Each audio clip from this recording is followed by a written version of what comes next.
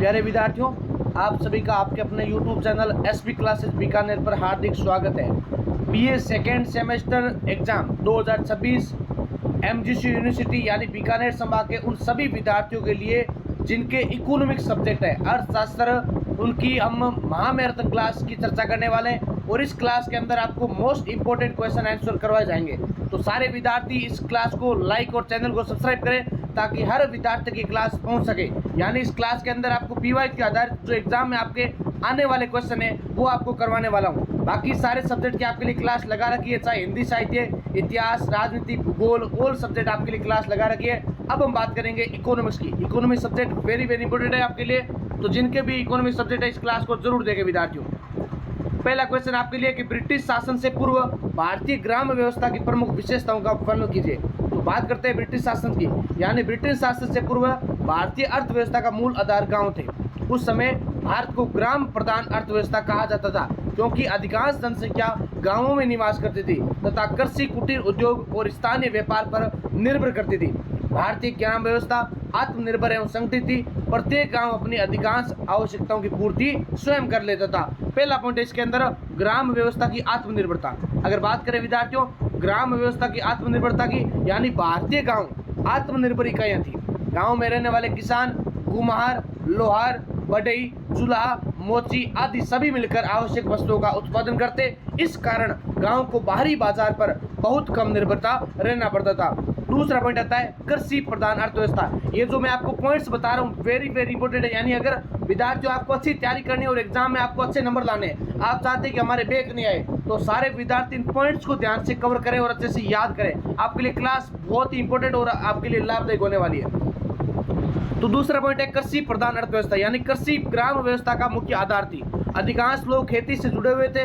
कृषि पारंपरिक तरीके से की जाती और तथा वर्षा पर अधिक निर्भरता थी। गेहूं, चावल, ज्वार, बाजरा, दालें आदि प्रमुख फसलें होती। तीसरा पॉइंट आता है कुटीर एवं हस्तशिल्प उद्योग। कुटीर एवं हस्तशिल्प उद्योग यानी विद्यार्थियों गांवों में कुटीर उद्योगों का विशेष महत्व था, जैसे सूती वस्त्र, रेशमी कपड़े, धातु उद्योग, मिट्टी के बर्तन तथा लकड़ी का कार्य प्रमुख उद्योग थे। भारतीय हस्तशिल्प वस्तुएं उद्योग विदेशों तक प्रसिद्ध मानी जाती है। फिर इसके बाद में चौथा पॉइंट है सामाजिक एवं आर्थिक संगठन। सामाजिक एवं आर्थिक संगठन यानी ग्राम पंचायतें गांव के प्रशासन का संचालन करती। विवादों का निपटारा स्थानीय स्तर पर हो जाता था। समाज जाति आधारित व्यवस्थाओं में विभाजित था, जिससे श्रम विभाजन की व्यवस्था बनी रहती थी। फिर पांचवा पॉइंट है विनिमय प्रणाली, यानी उस समय मुद्रा का प्रयोग सीमित था। वस्तु विनिमय प्रणाली प्रचलित, यानी वस्तु के बदले में क्या मिलती थी, वस्तु मिलती थी। जैसे मान लो किसी को कोई वस्तु चाहिए, जैसे कपड़े चाहिए, तो वो अनाज के बदले, गेहूं के बदले वो कपड़े ले सकता, जूते ले सकता। उस प्रकार से वस्तु विनिमय प्रणाली प्रचलित थी। किसान अपनी उपज देकर अन्य आवश्यक वस्तुएं खरीद लेता था। फिर छठा पॉइंट है सीमित आवश्यकताएं, जैसे ग्रामीण लोगों की आवश्यकताएं सीमित थी, यानी लिमिट थी उसके अंदर, और वे सरल जीवन व्यतीत करते। जैसे आज के जीवन के अंदर क्या होता है, विलासिता ज़्यादा खर्च हो गया है, लिमिट और ज़्यादा बढ़ गई है। लेकिन उस समय क्या थी, विलासिता कम थी, खुश रहने के तरीके अधिक थे लेकिन खर्च कम था। इससे आर्थिक स्थिरता बनी रहती थी। फिर सातवां पॉइंट है स्थानीय व्यापार, यानी गांवों में साप्ताहिक हाट एवं मेलों का आयोजन होता। हाट एक प्रकार का, आज भी आदिवासियों के अंदर या हम उस क्षेत्र के अंदर जाते हैं तो हाट प्रकार के मेले लगते हैं, हाट बाजार लगता है, वो आज के समय में बंद हो गया, विलुप्त हो गया है। जहां वस्तुओं का आदान प्रदान किया जाता, स्थानीय व्यापार ग्रामीण अर्थव्यवस्था को मजबूत करता था। फिर इसका निष्कर्ष क्या है, तो निष्कर्ष ये है कि ब्रिटिश शासन से पूर्व भारतीय ग्राम व्यवस्था संगठित, आत्मनिर्भर और स्थिर थी। कृषि एवं कुटीर उद्योग इसकी रीढ़ थे। ब्रिटिश शासन के आगमन के बाद ये व्यवस्था धीरे धीरे कमजोर हो गई तथा भारतीय ग्रामीण अर्थव्यवस्था पर प्रतिकूल प्रभाव पड़ा था विद्यार्थियों। तो ये था आपके लिए पहला क्वेश्चन। अगला नेक्स्ट आपके लिए 2 नंबर क्वेश्चन है भारतीय हस्तशिल्प उद्योगों के पतन के कारणों की व्याख्या कीजिए। ये भी क्वेश्चन आपके लिए वेरी इंपॉर्टेंट है और आपके लिए एग्जाम में आने वाला क्वेश्चन है, इसलिए क्लास को पूरे देखें और ध्यान रहे व्हाट्सएप चैनल जरूर ज्वाइन करें। व्हाट्सएप चैनल ज्वाइन कैसे करें, तो इस वीडियो के डिस्क्रिप्शन के अंदर व्हाट्सएप चैनल की लिंक डाल रखी है, वहां से आप ज्वाइन करें। साथ ही इसके कमेंट पे पिन किया हुआ है व्हाट्सएप चैनल, तो वहां से आप ज्वाइन करेंगे तो आपको बेनिफिट ही बेनिफिट होगा। क्यों, क्योंकि आपको वहां से गेस्ट पेपर पीडीएफ की अवेलेबल था, यानी पीडीएफ कैसे लेनी है आपको, वो भी आपको वहां से उपलब्ध हो जाएगा विद्यार्थियों। फिर दूसरा क्वेश्चन है, तो प्राचीन एवं मध्यकालीन भारत में हस्तशिल्प उद्योग अत्यंत विकसित थे। भारतीय वस्त्र, धातु कला, लकड़ी उद्योग तथा हस्त निर्मित वस्तुएं विश्व भर में प्रसिद्ध थी, किंतु ब्रिटिश शासन के दौरान भारतीय हस्तशिल्प उद्योगों का तेजी से पतन हुआ। उसे विनाशकारी औद्योगिकरण भी कहा जाता है। फिर पहला पॉइंट है ब्रिटिश औद्योगिक क्रांति का प्रभाव। ब्रिटिश औद्योगिक क्रांति का प्रभाव की अगर बात करें तो इंग्लैंड में औद्योगिक क्रांति के कारण मशीनों से बड़े पैमाने पर उत्पादन होने लगा, यानी मशीन निर्मित वस्तुएं सस्ती थी, जिससे भारतीय हस्त निर्मित वस्तुएं प्रतिस्पर्धा में पिछड़ गई थी। दूसरा पॉइंट है भेदभावपूर्ण व्यापार नीति। क्या है? भेदभावपूर्ण व्यापार नीति, यानी ब्रिटिश सरकार ने भारतीय उद्योगों के साथ भेदभाव किया। भारतीय वस्तुओं पर इंग्लैंड में भारी कर या टैक्स लगाए गए, जबकि ब्रिटिश वस्तुओं को भारत में बिना रोक टोक के प्रवेश मिलता था। तीसरा पॉइंट है कच्चे माल का निर्यात करना। कैसे? तो भारत से कपास, रेशम एवं अन्य कच्चा माल सस्ते दामों पर इंग्लैंड भेजा जाता था। इससे भारतीय कारीगरों को पर्याप्त कच्चा माल नहीं मिल पाता था। फिर चौथा पॉइंट है मशीन निर्मित वस्तुओं की प्रतिस्पर्धा। मशीन निर्मित वस्तुओं की प्रतिस्पर्धा की बात करें तो मशीनों से बने कपड़े अधिक सस्ते एवं आकर्षक होते हैं। भारतीय उपभोक्ता भी विदेशी वस्तुओं की ओर आकर्षित होने लगे, जिससे स्थानीय उद्योगों की मांग घट गई थी। पांचवा पॉइंट है राजाओं एवं नवाबों का पतन। कैसे? तो हस्तशिल्प उद्योगों को राजाओं एवं नवाबों का संरक्षण प्राप्त था। ब्रिटिश शासन के विस्तार से यह संरक्षण समाप्त हो गया और जिससे उद्योग कमजोर पड़ गए थे। छठा पॉइंट है परिवहन एवं संचार का विकास हुआ। कैसे? तो रेलवे एवं सड़कों के विकास से ब्रिटिश वस्तुएं भारत के दूर दराज क्षेत्रों तक पहुंचने लगी। इससे स्थानीय उत्पादों का बाजार सिकुड़ गया था। नेक्स्ट 7 नंबर पॉइंट है कारीगरों की आर्थिक दुर्दशा। कारीगरों की आर्थिक दुर्दशा विद्यार्थियों। तो उद्योगों के पतन से लाखों कारीगर बेरोजगार हो गए, उन्हें कृषि कार्य अपनाना पड़ा, जिससे कृषि पर जनसंख्या का दबाव और भी ज्यादा बढ़ गया था। तो भारतीय हस्तशिल्प उद्योगों का पतन ब्रिटिश आर्थिक नीतियों का परिणाम था। इससे भारत की पारंपरिक अर्थव्यवस्था कमजोर हुई और बेरोजगारी एवं गरीबी बढ़ गई थी। ये भारतीय अर्थव्यवस्था के औपनिवेशिक शोषण का महत्वपूर्ण उदाहरण देखने को मिलता है। फिर आपके लिए नेक्स्ट 3 नंबर क्वेश्चन है कि भारतीय अर्थव्यवस्था पर ब्रिटिश शासन के प्रभावों का वर्णन कीजिए। ये भी क्वेश्चन इंपॉर्टेंट है, क्योंकि इस क्लास के अंदर आपको इंपॉर्टेंट करवाए जाएंगे। बस आप तो क्या करें, जितने विद्यार्थी मेरे प्यारे विद्यार्थी है ना, आप क्लास को देखते रहे। आपसे किसी भी कॉलेज के विद्यार्थी है, महाराजा गंगाधर यूनिवर्सिटी के अंडर में आप जितनी भी कॉलेज आती है उन सब के लिए क्लास इंपॉर्टेंट है। तो अगर बात करें तीसरे क्वेश्चन यानी भारतीय अर्थव्यवस्था पर ब्रिटिश शासन के प्रभावों का वर्णन कीजिए, तो ब्रिटिश शासन ने भारतीय अर्थव्यवस्था को गहराई से प्रभावित किया था। ब्रिटिश सरकार का मुख्य उद्देश्य भारत का आर्थिक शोषण करना था। परिणाम स्वरूप भारतीय कृषि, उद्योग, व्यापार तथा सामाजिक संरचना पर व्यापक प्रभाव पड़ा था। पहला पॉइंट है कृषि का व्यवसायीकरण। कृषि का व्यवसायीकरण यानी ब्रिटिश शासन के दौरान कृषि का स्वरूप बदल गया। किसानों को खाद्यान्न फसलों के स्थान पर नील, कपास, जूट एवं अफीम जैसी नकदी फसलें उगाने के लिए बाध्य किया गया। इससे खाद्यान्न संकट बढ़ा। दूसरा पॉइंट है भूमि व्यवस्था में परिवर्तन यानी स्थायी बंदोबस्त, रेतवाड़ी जैसी व्यवस्था, महालवाड़ी जैसी नई भू राजस्व प्रणालियां लागू की गई। इन व्यवस्थाओं के कारण किसानों पर भारी कर भारत बढ़ा और उनकी स्थिति और भी ज्यादा दयनीय गरीबी हो गई थी। फिर तीसरा पॉइंट है हस्तशिल्प उद्योगों का पतन यानी ब्रिटिश नीतियों के कारण भारतीय कुटीर एवं हस्तशिल्प उद्योग नष्ट हो गए और मशीन निर्मित विदेशी वस्तुओं ने भारतीय उद्योगों को प्रतिस्पर्धा में पीछे कर दिया। चौथा पॉइंट है धन निकासी। क्या है? धन निकासी यानी भारत की संपत्ति को ब्रिटिश माध्यमों से यानी विभिन्न माध्यमों से इंग्लैंड भेजा गया और दादा भाई नौरोजी ने इसे धन निकासी सिद्धांत कहा। इससे भारत और भी ज्यादा निर्धन होता गया। 5 पॉइंट क्या है? परिवहन एवं संचार का विकास यानी ब्रिटिशों ने रेल, डाक, तार एवं सड़कों का विकास किया। यद्यपि इसका मुख्य उद्देश्य प्रशासन एवं व्यापार था, फिर भी इससे भारत में आधुनिक परिवहन व्यवस्था विकसित हुई। छठा पॉइंट है विदेशी व्यापार में परिवर्तन यानी भारत कच्चे माल का निर्यातक एवं तैयार माल का आयातक बन गया था। इससे भारत की आर्थिक निर्भरता और भी ज्यादा बढ़ गई थी। नेक्स्ट 7 नंबर पॉइंट क्या है? गरीबी एवं बेरोजगारी। अगर गरीबी एवं बेरोजगारी की बात करें तो ब्रिटिश शासन के कारण भारतीय जनता में गरीबी, अकाल और बेरोजगारी बढ़ी। ग्रामीण अर्थव्यवस्था कमजोर हो गई। ब्रिटिश शासन का भारतीय अर्थव्यवस्था पर अधिकांश प्रभाव नकारात्मक रहा। भारत की पारंपरिक अर्थव्यवस्था नष्ट हुई तथा आर्थिक शोषण बढ़ा। हालांकि परिवहन एवं संचार जैसी कुछ आधुनिक व्यवस्थाएं विकसित भी हुई थी, फिर भी कुल मिलाकर ब्रिटिश शासन भारतीय अर्थव्यवस्था के लिए हानिकारक सिद्ध हुआ था। यह था आपके लिए तीसरा क्वेश्चन। अब हम बात करेंगे विद्यार्थी चौथे क्वेश्चन की, जिसका क्वेश्चन है भारतीय अर्थव्यवस्था में कृषि के महत्व का वर्णन कीजिए। वेरी इंपॉर्टेंट क्वेश्चन है। भारतीय अर्थव्यवस्था मुख्यतः कृषि आधारित अर्थव्यवस्था है। देश की बड़ी जनसंख्या प्रत्यक्ष या अप्रत्यक्ष रूप से कृषि पर निर्भर करती है।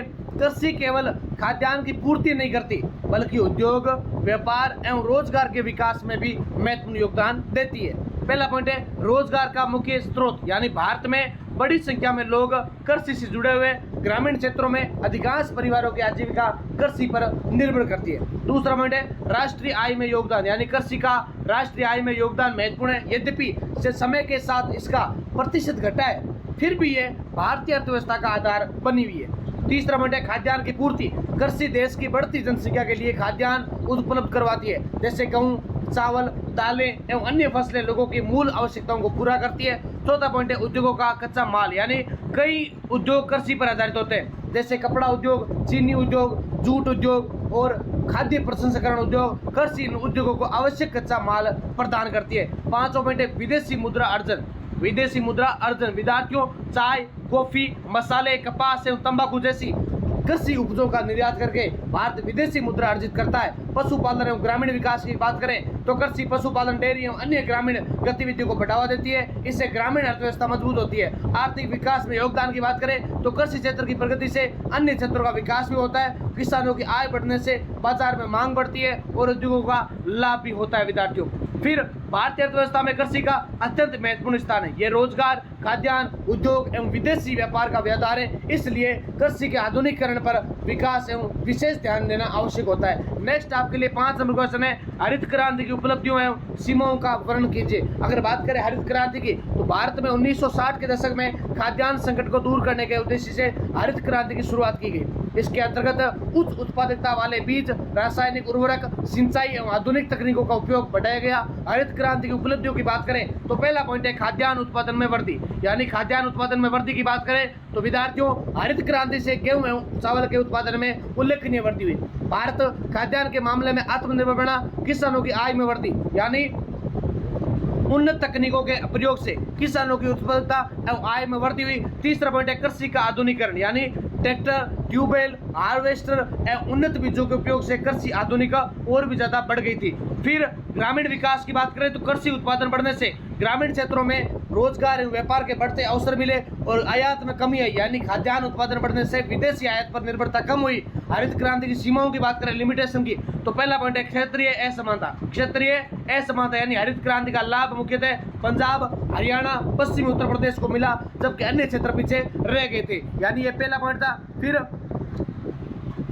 दूसरा पॉइंट है बड़े किसानों को अधिक लाभ, यानी छोटे एवं सीमांत किसान महंगे बीज एवं उर्वरक खरीदने में सक्षम नहीं होते। तीसरा है पर्यावरणीय समस्या, रासायनिक उर्वरकों एवं कीटनाशकों के अत्यधिक प्रयोग से मिट्टी की उर्वरता प्रभावित होती है। चौथा जल संकट, यानी अत्यधिक सिंचाई के कारण भूजल स्तर में गिरावट आई। पांचवा पॉइंट है फसली असंतुलन, यानी गेहूं एवं चावल पर अधिक ध्यान देने योग्य से अन्य फसलों की अपेक्षा हुई है। हरित क्रांति भारतीय कृषि के इतिहास में महत्वपूर्ण परिवर्तन साबित हुई। इससे खाद्यान्न उत्पादन में वृद्धि हुई, किंतु क्षेत्रीय असमानता एवं पर्यावरणीय समस्याएं भी उत्पन्न हुई। इसलिए टिकाऊ कृषि विकास पर बल देना आवश्यक माना जाता है। तो विद्यार्थियों, जितने भी विद्यार्थी अभी क्लास को देख रहे हैं और जिन्होंने भी अभी तक YouTube channel SP classes Bikaner को सब्सक्राइब नहीं किया, जल्दी से विद्यार्थी सब्सक्राइब कर लें, ताकि आने वाले जितने भी सेमेस्टर आपके लिए होने वाले, चाहे आप सेकेंड सेमेस्टर के विद्यार्थी हैं, थर्ड सेमेस्टर, फोर्थ में आपके एग्जाम हो गए, आपके लिए अच्छी क्लासेज आपके यहाँ से मिलेगी और सारे सब्जेक्ट की आपके लिए क्लासेज लगाते हैं, मेहनत करते हैं, तो आपका भी कर्तव्य बनता है कि आप इतना सपोर्ट करें, सहयोग करें, ताकि हर विद्यार्थी की क्लास पहुंच सके। अगला छठा क्वेश्चन है भारतीय अर्थव्यवस्था में गरीबी एवं बेरोजगारी की समस्याओं का वर्णन कीजिए। गरीबी और बेरोजगारी। गरीबी एवं बेरोजगारी भारत की प्रमुख आर्थिक समस्या है। स्वतंत्रता के बाद अनेक योजनाओं के बावजूद ये समस्या पूरी तरह समाप्त नहीं हो सकी। गरीबी का अर्थ जीवन की न्यूनतम आवश्यकताओं की पूर्ति नहीं होना ही है, पर जबकि बेरोजगारी का अर्थ काम करने की इच्छा एवं क्षमता होने पर भी रोजगार नहीं मिलना यह माना जाता है। गरीबी के अगर कारण की बात करें, पहला पॉइंट है तीव्र जनसंख्या वृद्धि, यानी जनसंख्या तेजी से बढ़ने के कारण संसाधनों पर दबाव बढ़ा और प्रति व्यक्ति आय कम रही थी। दूसरा पॉइंट है कृषि पर अत्यधिक निर्भरता, यानी कृषि में छिपी बेरोजगारी अधिक है तथा आय सीमित होती है।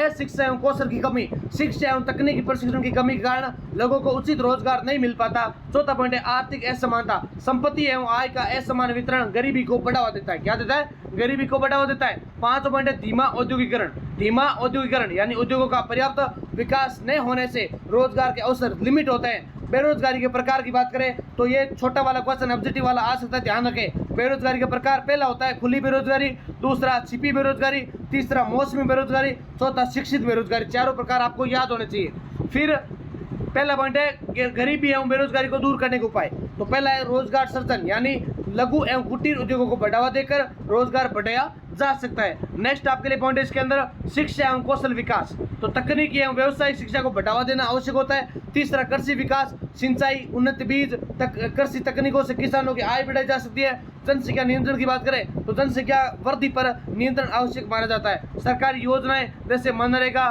स्वरोजगार योजनाएं, गरीबी उन्मूलन कार्यक्रम प्रभावी सिद्ध होता है। गरीबी एवं बेरोजगारी भारत के आर्थिक विकास में बड़ी बाधाएं, इनके समाधान के लिए रोजगार सृजन, शिक्षा, औद्योगिक विकास एवं प्रभावी सरकारी नीतियों की आवश्यकता मानी जाती है। नेक्स्ट आपके लिए 7 नंबर क्वेश्चन है कि भारत में 1991 की नई औद्योगिक नीति की प्रमुख विशेषताओं एवं प्रभावों का वर्णन कीजिए। तो बात करें भारत में 1991 की नई औद्योगिक नीति की, तो भारत में 1991 की नई औद्योगिक नीति भारतीय अर्थव्यवस्था के इतिहास में एक महत्वपूर्ण मोड़ माना जाता है। 1991 में भारत गंभीर आर्थिक संकट से गुजर रहा था। विदेशी मुद्रा भंडार में भारी कमी, बढ़ता राजकोषीय घाटा, भुगतान संतुलन संकट और धीमी औद्योगिक वृद्धि के कारण सरकार को आर्थिक सुधार लागू करने पड़े। इसी परिस्थिति में नई औद्योगिक नीति लागू की गई। इसका मुख्य उद्देश्य भारतीय उद्योगों को प्रतिस्पर्धात्मक बनाना और साथ ही निजी क्षेत्र को बढ़ावा देना, अर्थव्यवस्था का वैश्विक बाजार से जोड़ना था। नेक्स्ट पॉइंट आपके लिए औद्योगिक लाइसेंस व्यवस्था की समाप्ति।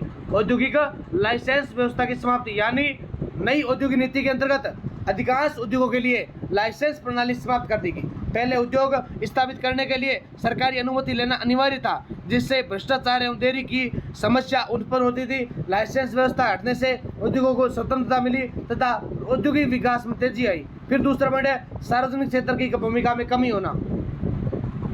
तो इसके अंदर स्वतंत्रता के बाद सार्वजनिक क्षेत्र को अत्यधिक महत्व दिया गया, लेकिन 1991 की नीति में सार्वजनिक क्षेत्र के आरक्षित लोगों की संख्या कम कर दी गई। इससे निजी क्षेत्र को नए अवसर प्राप्त हुए थे तथा प्रतिस्पर्धा बढ़ गई थी। तीसरा पॉइंट है निजीकरण को बढ़ावा, यानी सरकार ने सार्वजनिक उपक्रमों में विनिवेश की नीति अपनाई। कई सरकारी उद्योगों में पूंजी निवेश और अनुमति दी गई। इससे उद्योगों की कार्य क्षमता एवं उत्पादकता बढ़ाने का प्रयास किया गया। चौथा पॉइंट है विदेशी निवेश को प्रोत्साहन देना, यानी नई नीति में विदेश प्रत्यक्ष निवेश FDI को बढ़ावा दिया गया और विदेश कंपनियों को भारत में निवेश की अनुमति दी गई, जिससे आधुनिक तकनीक, पूंजी एवं प्रबंधन प्रणाली का विकास हुआ। छठा पांचवा पॉइंट है MRTP एक्ट में संशोधन, यानी एक ऐसा एक्ट है MRTP एक्ट, उसमें संशोधन कर बड़े उद्योग घरानों पर लगे घने प्रतिबंधों को कम किया गया। इससे बड़े उद्योगों को विस्तार का अवसर मिला था। छठा पॉइंट है तकनीकी आधुनिकीकरण, यानी नई नीति का उद्देश्य भारतीय उद्योगों को आधुनिक तकनीक से जोड़ना था। विदेशी तकनीक आयात को आसान बनाया गया, जिससे उत्पादन की गुणवत्ता में सुधार हुआ था। फिर अगला नेक्स्ट पॉइंट है नई औद्योगिक नीति के प्रभाव। अगर विद्यार्थियों बात करें प्रभावों की, तो पहला पॉइंट है औद्योगिक विकास में वृद्धि, यानी नई नीति के बाद भारत में उद्योगों की संख्या एवं उत्पादन क्षमता में वृद्धि हुई और निजी क्षेत्र का तेजी से विकास हुआ था। दूसरा पॉइंट है वैश्वीकरण को बढ़ावा, यानी भारत विश्व अर्थव्यवस्था से जुड़ गया। विदेशी कंपनियों के आगमन से प्रतिस्पर्धा बढ़ी और भारतीय बाजार का विस्तार और भी ज्यादा हो गया था। उसके बाद तीसरा पॉइंट है रोजगार के अवसर। रोजगार के अवसर के अंदर देखते हैं हम, रोजगार के अवसर के अंदर आपको पॉइंट ध्यान होने चाहिए। एक तो नई औद्योगिक इकाइयों के संबंध स्थापित होने से रोजगार के अवसरों में वृद्धि हुई और विशेषकर सेवा एवं निजी क्षेत्रों में भी देखने को मिलता है। फिर चौथा पॉइंट है उपभोक्ताओं का लाभ, उपभोक्ताओं को लाभ, यानी प्रतिस्पर्धा बढ़ने से वस्तुओं की गुणवत्ता में सुधार हुआ, उत्पाद उपभोक्ताओं को अधिक विकल्प उपलब्ध हुए। पांच पॉइंट क्षेत्रीय असमानता, यानी औद्योगिक विकास मुख्यतः बड़े शहरों एवं विकसित राज्यों तक सीमित रहा, जिससे क्षेत्रीय असमानता बढ़ी थी। फिर छठा पॉइंट है छोटे उद्योगों पर प्रभाव, यानी विदेशी बड़े उद्योगों की प्रतिस्पर्धा के कारण कई लघु उद्योग प्रभावित हुए थे। 1991 की नई औद्योगिक नीति ने भारतीय अर्थव्यवस्था को नई दिशा प्रदान की। इससे औद्योगिक विकास, विदेश नीति, निवेश एवं आर्थिक उदारीकरण को बढ़ावा मिला था। हालांकि इससे असमानता एवं प्रतिस्पर्धा की चुनौतियां भी उत्पन्न हुई थी, फिर भी यह नीति भारतीय आर्थिक सुधारों का आधार मानी जाती है। नेक्स्ट आपके लिए 8 नंबर क्वेश्चन है भारत में लघु उद्योगों की समस्याओं एवं महत्व का वर्णन कीजिए। वेरी वेरी इंपॉर्टेंट क्वेश्चन है आपके लिए विद्यार्थियों। भारत में लघु उद्योग,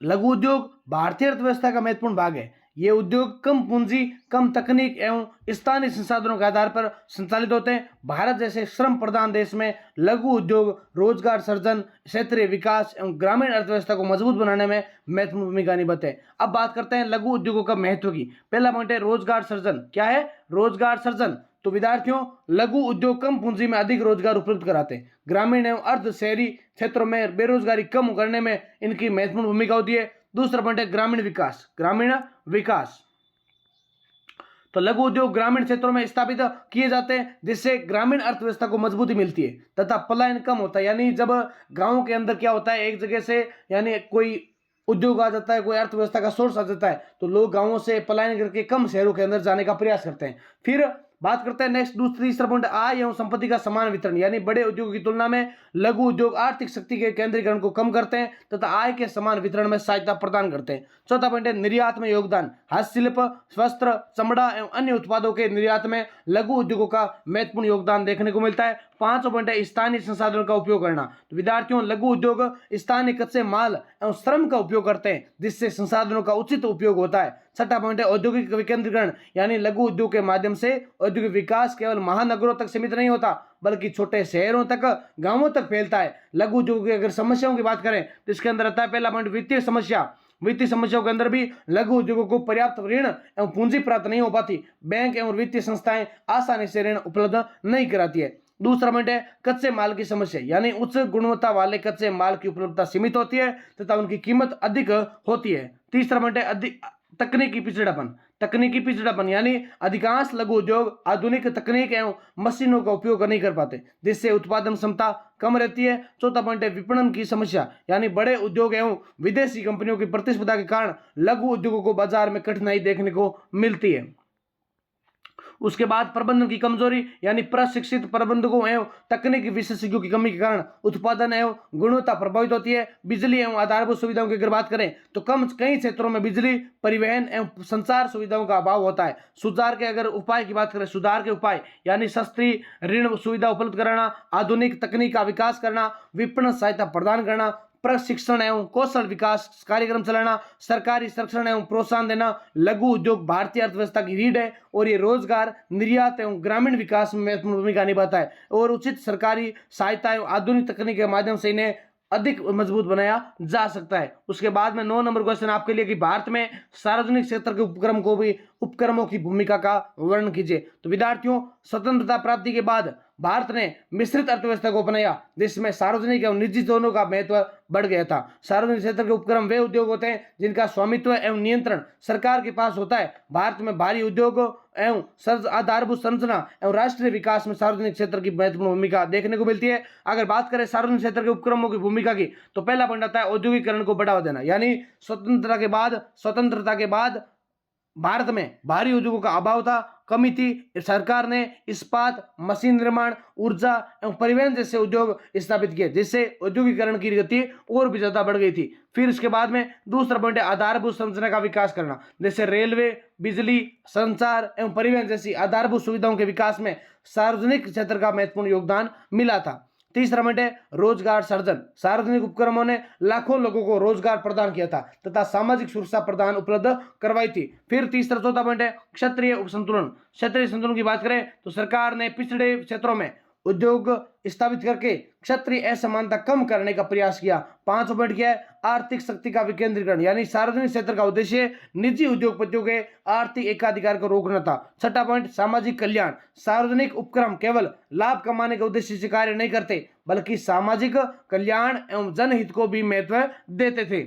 फिर राष्ट्रीय सुरक्षा की बात करें तो सुरक्षा, उत्पादन, ऊर्जा एवं परमाणु क्षेत्र जैसे संवेदनशील क्षेत्रों में सार्वजनिक उपक्रमों की विशेष भूमिका होती है। सार्वजनिक क्षेत्र की समस्याएं आती है तो पहला पॉइंट है इसके अंदर कम कार्य क्षमता, भ्रष्टाचार एवं लाल फीताशाही, लगातार घाटा, राजनीतिक हस्तक्षेप, प्रबंधन समिति समस्याएं। और अगर बात करें सुधार के उपायों की तो इसके अंदर भी पॉइंट है जैसे प्रबंधन में सुधार करना, निजी क्षेत्र की भागीदारी, भ्रष्टाचार पर नियंत्रण, आधुनिक तकनीक का उपयोग करना, उत्तरदायित्व एवं पारदर्शिता बढ़ाना। और भारत के आर्थिक विकास में सार्वजनिक क्षेत्र के उपक्रमों का अत्यंत महत्वपूर्ण योगदान रहा है। इन्होंने औद्योगिकरण, रोजगार एवं आधारभूत संरचना के विकास में महत्वपूर्ण भूमिका रही है। वर्तमान समय में प्रतिस्पर्धा एवं कार्य क्षमता बढ़ाने के लिए सुधार आवश्यक माने जाते हैं विद्यार्थियों। नेक्स्ट आपके लिए 10 नंबर क्वेश्चन है भारत में पंचवर्षीय योजनाओं की उपलब्धियों एवं विफलताओं का मूल्यांकन कीजिए। तो विद्यार्थियों, स्वतंत्रता के बाद प्राप्ति के बाद भारत में नियोजित आर्थिक विकास की नई नीति अपनाई। 1951 में प्रथम पंचवर्षीय योजना की शुरुआत हुई और पंचवर्षीय योजनाओं का मुख्य उद्देश्य आर्थिक विकास, गरीबी उन्मूलन, रोजगार सृजन एवं आत्मनिर्भरता प्राप्त करना था। पंचवर्षीय योजनाओं की उपलब्धियों की बात करें तो पहला पॉइंट आता है कृषि विकास यानी हरित क्रांति एवं सिंचाई सुविधाओं के विकास से खाद्यान्न उत्पादन में वृद्धि हुई तथा भारत खाद्यान्न के क्षेत्र में आत्मनिर्भर बना था। दूसरा पॉइंट है औद्योगिक विकास यानी भारी उद्योगों एवं सार्वजनिक क्षेत्र के विकास से औद्योगिकरण को बढ़ावा मिला था। तीसरा पॉइंट क्या है, आधारभूत संरचना का विकास करना, जैसे बिजली, सड़क, रेलवे, संचार सुविधा का विस्तार हुआ। चौथा पॉइंट है शिक्षा एवं स्वास्थ्य में सुधार, विद्यालयों, विश्वविद्यालयों एवं अस्पतालों की संख्या में भी वृद्धि देखने को मिलती है। उसके साथ साथ गरीबी उन्मूलन कार्यक्रम जैसे गरीबी हटाओ, मनरेगा और ग्रामीण विकास योजनाओं से गरीबी वर्ग को सहायता मिली थी। आत्मनिर्भरता की बात करें तो भारत ने कई क्षेत्रों में आत्मनिर्भरता प्राप्त की तथा विदेशी निर्भरता कम हुई थी। फिर पंचवर्षीय योजनाओं की विफलताएं कैसे, तो पहला पॉइंट इसके अंदर आता है बेरोजगारी की समस्या यानी योजनाओं के बावजूद बेरोजगारी पूरी तरह समाप्त नहीं हो सकी थी। दूसरा पॉइंट है गरीबी और एवं समानता, असमानता यानी गरीबी एवं आय की असमानता बनी रही। तीसरा पॉइंट है जनसंख्या वृद्धि, तेजी से बढ़ती जनसंख्या ने विकास की गति को प्रभावित किया। चौथा पॉइंट है भ्रष्टाचार एवं संसाधनों की बर्बादी यानी कई योजनाओं का लाभ सही लोगों तक नहीं पहुंच पाया था। पांचवा पॉइंट है क्षेत्रीय असमानता, कुछ राज्यों का विकास तेजी से हुआ जबकि पिछड़े क्षेत्र पीछे रह गए थे। पंचवर्षीय योजनाओं ने भारत के आर्थिक विकास में महत्वपूर्ण योगदान निभाई, भूमिका निभाई। कृषि, उद्योग एवं आधारभूत संरचना में उल्लेखनीय प्रगति हुई थी, किंतु गरीबी, बेरोजगारी एवं असमानता जैसी समस्याएं अभी भी चुनौती बनी हुई है विद्यार्थियों। अगला आपके लिए क्वेश्चन है 11 नंबर, उदारीकरण, निजीकरण एवं वैश्वीकरण एलपीजी की अवधारणा स्पष्ट कीजिए। वेरी वेरी इंपोर्टेंट क्वेश्चन है, ध्यान से देखिए इस क्वेश्चन को। 1991 में भारत ने नई आर्थिक नीति अपनाई जिसे एलपीजी नीति कहा जाता है। एलपीजी का अर्थ क्या होता है, उदारीकरण। एल का मतलब होता है उदारीकरण, एन और पी का मतलब होता है निजीकरण, प्राइवेटाइजेशन, और वी का मतलब, जी का मतलब होता है वैश्वीकरण, ग्लोबलाइजेशन। एवं इसका उद्देश्य भारतीय अर्थव्यवस्था को अधिक प्रतिस्पर्धात्मक एवं आधुनिक बनाना था। उदारीकरण की अगर बात करें, उदारीकरण का अर्थ होता है सरकारी नियंत्रण एवं प्रतिबंधों को कम करना। उद्योगों को लाइसेंस एवं नियंत्रण से मुक्त किया गया ताकि वे स्वतंत्र रूप से कार्य कर सके। फिर उदारीकरण के प्रभाव की अगर बात करें तो उद्योगों की स्वतंत्रता बढ़ी, विदेशी निवेश को प्रोत्साहन मिला, प्रतिस्पर्धा बढ़ी, उत्पादन एवं गुणवत्ता में सुधार हुआ। दूसरा पॉइंट है निजीकरण। तो निजीकरण का अर्थ क्या होता है, सरकारी उद्योगों में निजी क्षेत्र की भागीदारी बढ़ाना है। सरकार ने कई सार्वजनिक उपक्रमों में भी निवेश किया था। निजीकरण के प्रभाव, कार्य क्षमता में वृद्धि होना, प्रतिस्पर्धा बढ़ी, सरकारी बोझ कम हुआ, निजी निवेश को बढ़ावा मिला। फिर वैश्वीकरण की बात करें तो वैश्वीकरण का अर्थ होता है विश्व अर्थव्यवस्था से जुड़ना है, व्यापार एवं निवेश पर लगे प्रतिबंध कम किए गए। वैश्वीकरण के प्रभाव की बात करें तो विदेशी कंपनियों का आगमन हुआ, आधुनिक तकनीक का विकास हुआ, निर्यात में वृद्धि भी देखने को मिलती है। उसके साथ वैश्विक प्रतिस्पर्धा बढ़ी। और एलपीजी की नीति की समस्याओं की बात करते हैं तो एलपीजी नीति की समस्याओं के अंदर आता है कि एक तो छोटे उद्योगों पर प्रभाव हुआ, आर्थिक असमानता में वृद्धि हुई, विदेशी निर्भरता और बेरोजगारी की समस्या भी देखने को मिलती है। यानी एलपीजी नीति ने भारतीय अर्थव्यवस्था को नई दिशा दी जिससे आर्थिक विकास, विदेशी निवेश, वैश्विक व्यापार को बढ़ावा। हालांकि इसके साथ कई सामाजिक एवं आर्थिक चुनौतियां भी उत्पन्न हुई थी। नेक्स्ट आपके लिए 12 नंबर क्वेश्चन है, अब भारतीय अर्थव्यवस्था में विदेशी व्यापार की भूमिका का वर्णन कीजिए। तो विदेशी व्यापार किसी भी देश की अर्थव्यवस्था का महत्वपूर्ण आधार होता है।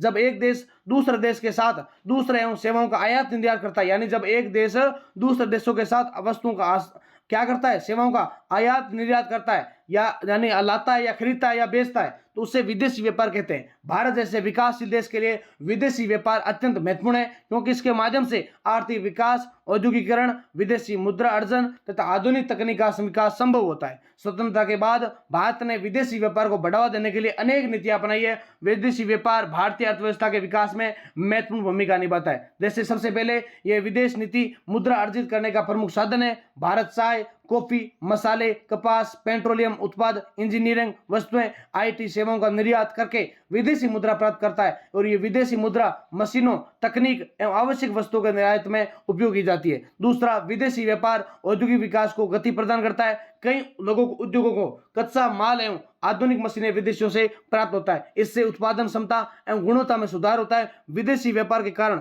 भारतीय उद्योगों को अंतर्राष्ट्रीय बाजार प्राप्त होता है जिससे उत्पादन एवं रोजगार दोनों में वृद्धि प्राप्त होती है। उसके बाद तीसरा, विदेश व्यापार से आधुनिक तकनीक एवं ज्ञान का आदान प्रदान संभव होता है। विकसित देशों में नई तकनीक आने के कारण भारतीय उद्योगों का आधुनिकीकरण हुआ। इससे उत्पादों की गुणवत्ता बढ़ी तथा वैश्विक प्रतिस्पर्धा में भारत की स्थिति मजबूत हुई थी। फिर चौथा पॉइंट है, विदेशी व्यापार रोजगार के अवसरों में वृद्धि करता है, यानी निर्यात क्षेत्रों जैसे वस्त्र उद्योग, चमड़ा उद्योग, आईटी क्षेत्र एवं हस्तशिल्प उद्योगों ने लाखों लोगों को रोजगार प्राप्त हुआ था। इससे बेरोजगारी कम करने में सहायता मिली थी। पांचवा, विदेशी व्यापार से उपभोक्ताओं को लाभ होता है। विदेशी वस्तुओं के आयात से बाजार से विविध प्रकार की वस्तुएं उपलब्ध होती है। प्रतिस्पर्धा बढ़ने से वस्तुओं की गुणवत्ता में सुधार एवं कीमतों में संतुलन बना रहता है विद्यार्थियों। फिर विदेशी व्यापार एक अत्यंत महत्वपूर्ण लाभ यह भी है कि इससे अंतर्राष्ट्रीय संबंध मजबूत होते हैं। व्यापारिक संबंध देशों के बीच आर्थिक एवं राजनीतिक सहयोग को बढ़ावा देते हैं। हालांकि विदेशी व्यापार से कुछ समस्याएं भी उत्पन्न होती है। अत्यधिक आयात से व्यापार घाटा बढ़ सकता है। विदेशी वस्तुओं की अधिकता से घरेलू उद्योग प्रभावित हो सकते हैं। इसके अतिरिक्त वैश्विक आर्थिक संकटों का प्रभाव भारतीय अर्थव्यवस्था पर जोर पड़ता है और भारत सरकार ने विदेशी व्यापार को बढ़ावा देने के लिए नई व्यापार नीति और निर्यात प्रोत्साहन योजनाएं, विशेष आर्थिक क्षेत्र सेज तथा मेक इन इंडिया जैसी योजनाएं लागू की। इन प्रयासों से भारत का विदेशी व्यापार निरंतर बढ़ रहा है और निष्कर्ष रूप से कहा जा सकता है कि विदेशी व्यापार भारतीय अर्थव्यवस्था के विकास का महत्वपूर्ण साधन माना जाता है। यह आर्थिक विकास, रोजगार, विदेशी मुद्रा अर्जन और औद्योगिक प्रगति में महत्वपूर्ण योगदान देता है। उचित नीतियों एवं संतुलित व्यापार व्यवस्था के माध्यम से विदेशी व्यापार को और अधिक प्रभावी बनाया जा सकता है। तो विद्यार्थियों, कैसी लगी आपको महामैराथन क्लास? क्योंकि हमसे जितने हो सका आपके लिए इस क्लास के अंदर हमने बनाया है। बाकी देखो, सारे क्वेश्चन आपको पीडीएफ के अंदर मिल जाएंगे। पीडीएफ आप ले सकते हो, बहुत ही आसान है लेना। आपको क्या करना है, व्हाट्सएप चैनल ज्वाइन करना है। व्हाट्सएप चैनल ज्वाइन कैसे करना है, तो इस वीडियो के डिस्क्रिप्शन के अंदर कमेंट लिंक लगाई हुई है, वहां से आप सीधे क्लिक करोगे तो आप व्हाट्सएप चैनल से ज्वाइन कर लोगे। फिर वहां से नहीं होता है तो इसका जो वीडियो है इसके कमेंट में पिन किया हुआ व्हाट्सएप चैनल की लिंक डाल रखी है, यानी पीडीएफ के लिए व्हाट्सएप चैनल ज्वाइन करें तो सीधे वहां से ज्वाइन करोगे तो आप व्हाट्सएप चैनल कैसे पीडीएफ कैसी मिलती है, कितने रुपए की आती है, तो वहां से आप खरीद सकते हो। तो बहुत ही इंपॉर्टेंट है, वहां से आपको एमसीक्यू प्लस बड़े वाले क्वेश्चन सारे आपको जो मैं ये करवा रहा हूँ ये सारे आपको इस पीडीएफ में देखने को मिलेंगे और यहाँ से आपको 70 से 80% एग्जाम में आने वाले। क्लास कैसी लगी कमेंट के अंदर जरूर बताएं और सारे विद्यार्थी इस क्लास को मिलकर सारे के सारे जितने भी विद्यार्थी एमजीसी यूनिवर्सिटी के यानी किसी भी कॉलेज के विद्यार्थी, सारे विद्यार्थी लाइक और चैनल को सब्सक्राइब करें। इसी के साथ जय हिंद, जय भारत, ऑल द बेस्ट। आशा करता हूं इकोनॉमिक्स का पेपर आपका इस वीडियो के आधार पर बहुत ही बेस्ट होगा और मेरा वादा है कि सारे वीडियो यानी आपके लिए लगा रखे। वैसे तो पब्लिक की, सोशियोलॉजी की, राजनीति की और इतिहास की, हिंदी साहित्य की सारी क्लासेस आपके लिए लगा रखी। आप जाकर अच्छे से देखें, प्लेलिस्ट बनी हुई है और अपने साथियों को शेयर जरूर करा मत भूले विद्यार्थियों। इसी के साथ जय हिंद, जय भारत, ऑल द बेस्ट।